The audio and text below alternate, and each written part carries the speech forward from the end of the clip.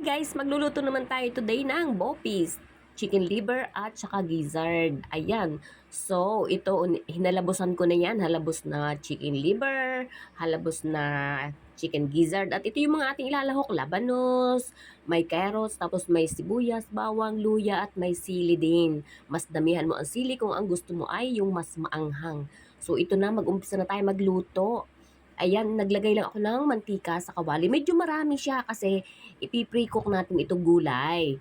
Uunahin ko yung labanos para hindi siya mamula kasi pupula ang mantika pag nilagay na natin yung carrots. So hanguin natin yan, lagay sa isang tabi at ito namang carrots ang ating ilalagay.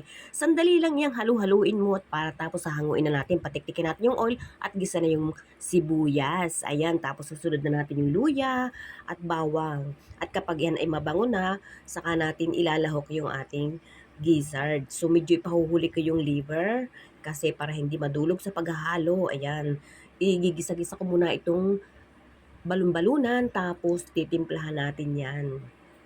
So, lagyan natin ng paminta, chicken seasoning, tapos lagyan ng konting asin. So, ayan. Kapag nagluluto ako, naglalagay din ako ng konting sugar para pampabalanse. At ilalagay ko na ngayon yung atay.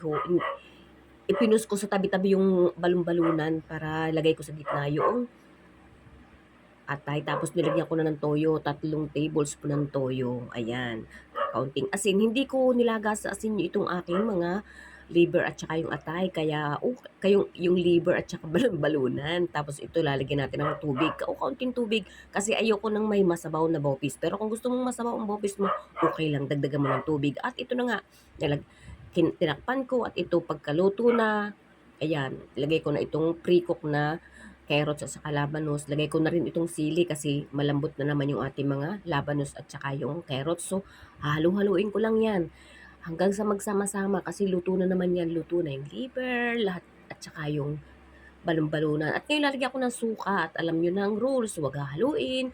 Pero isasabay ko na yung siling maanghang iyan. So, hindi ko masyadong dinamihan ng silit, may mga batang kakain.